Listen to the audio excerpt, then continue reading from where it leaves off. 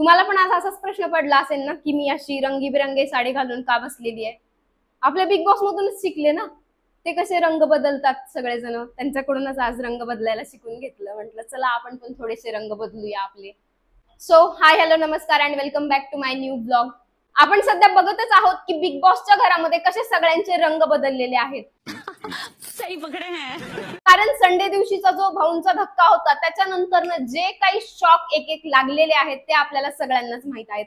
जसं की निकीला ज्या क्लिप दाखवल्या, एक नाही तर चांगल्या 4 ते 5 क्लिप्स दाखवल्या होत्या आणि त्याच्यानंतर तिने हा निर्णय घेतलेला आहे की मी ए टीम मधल्या कुणालाही ट्रॉफी उचलू देणार नाही। अभी मजा आएगा ना भिड़ो। तिनं अचानकच त्या टीम मधून बाजूला झालेली आहे आणि अभिजितनी आणि निकीने सी टीम बनवलेली आहे। म्हणजे त्या टाइपची सी नाही, टीम सी बनवलेली आहे।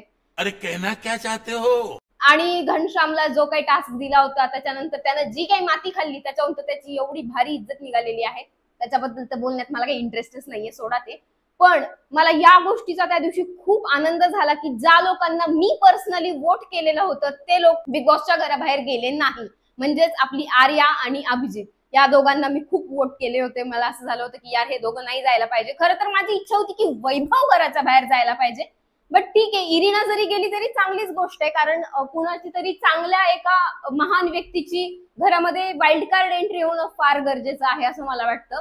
कारण कोणीतरी स्ट्रॉंग कंटेस्टंट हवाय जो की इंडियन असेल, ना की फॉरेनर। कारण जी इरिना होती तिने तर एका चांगल्या मराठी कलाकाराची जागा घेऊन गेलेली होती असं मला वाटतं। आणि वाईल्ड कार्ड एंट्री मध्ये तर आपण पाहत आहोत इतके सारे नाव समोर आलेले आहेत, जसं की अभिजित बिचुकले झालं, राखी सावंत झालं, आरजे सुमित झालं। कारण हे स्ट्रॉंग कंटेस्टंट आहेत, पण बिचुकले जो आहे तो निकी समोर भारी पडेल असं मला वाटत नाही मोठे। कारण निकी आणि राखी सावंत ह्या दोघी पण बिग बॉस 14 जो हिंदीचा बिग बॉस आहे त्याच्यामध्ये होत्या आणि तिचा आपण पाहिलेलं आहे की राखी सगळ्यांवर कशी भारी पडत होती आणि जी निकी आहे ना ती तिचेच गुण घेऊन मराठी बिग बॉस मध्ये आलेली आहे। कारण जो एक टास्क होता ज्याच्यामध्ये ती तिचे जे कपडे होते ते तिने बाहेरच ठेवलेले होते, जेव्हा अंकिता कॅप्टन झालेली निकी हे सगळं शिकून आलेली होती हिंदी बिग बॉस मधून। कारण जेव्हा निकी आणि राखी सावंत हिंदी बिग बॉसच्या सीझन 14 मध्ये त्याच्यामध्ये राखी सावंत ना अशीच वागली होती, तिनं पण निकी समोर असेच नाटक केलेले होते आणि तिनं तेच सगळे रिपीट इथे करत आहे। तिला काय वाटतं तिला राखी समोर भारी पडेल? अजिबात नाही, हा तिचा गोड गैरसमज आहे।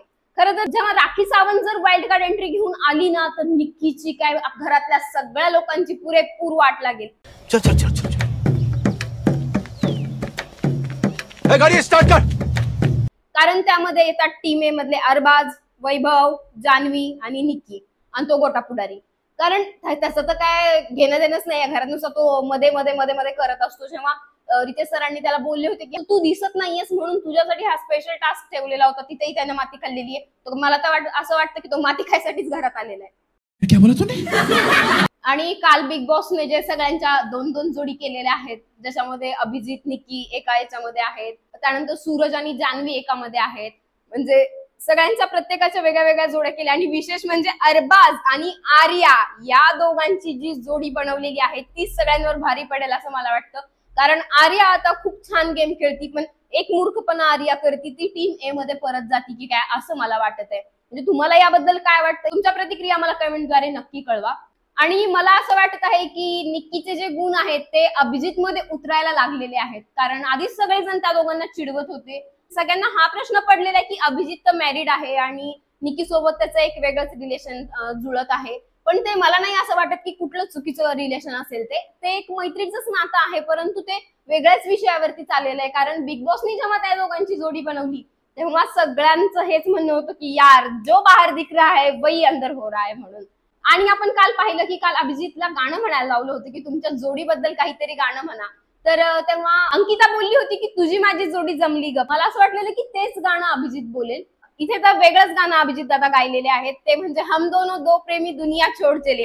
आणि तिथे तेव्हाच कोणीतरी म्हणलं की जोडिया बिग बॉस में बनती है, हम लोग अब तक सोचते थे की जोडिया ऊपर से बन के आती है, पण नाही, जोडिया तो बिग बॉस में बनती है। आणि खरंच असं झालंय, हिंदी बिग बॉसचा जो सगळा इम्पॅक्ट आहे ना तो मराठी बिग बॉस वर पडत आहे आणि जे हिंदीमध्ये होतं तेच मराठीमध्ये घडत आहे। कालपर्यंत निकी अरबाजच्या मांडीवर डोकं ठेवून झोपत होती, पण आता ती अभिजितच्या मांडीवर डोकं ठेवून झोपणार आहे।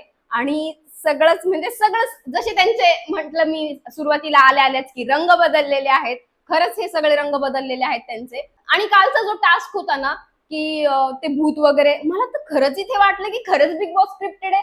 अरे किती ऍक्टिंग करतात बरं, ती ऍक्टिंग नॅचरली तरी करा तुम्ही.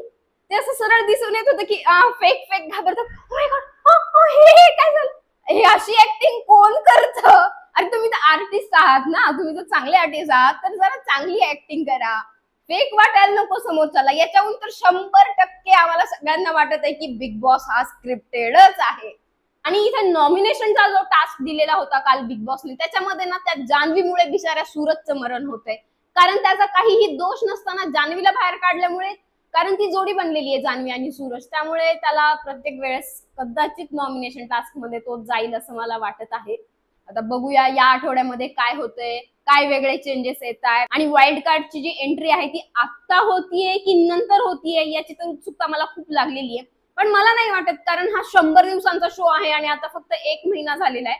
सो मला असं वाटतं की अजून 2 आठवड्यांनी वाईल्ड कार्ड एंट्री होईल कदाचित, किंवा मग 1 आठवड्यानंतर सुद्धा होऊ शकते. पण खरंच मी खूप उत्सुक आहे वाईल्ड कार्ड एंट्री कोण घेऊन येते हे बघायला. आणि मला असं वाटतं की खरंच राखी सावंत आली पाहिजे, जी सगळ्यांवर भारी पडेल. तुम्हाला काय वाटतं? तुमच्या प्रतिक्रिया मला कमेंटद्वारे नक्की कळवा. So thanks for watching my vlog, आणि प्लीज सपोर्ट करा. जसं बिग बॉसच्या टीमला आपण सपोर्ट करत आहोत तसंच थोडासा सपोर्ट मला देखील करा यार. सबस्क्राईब करा. थँक्यू.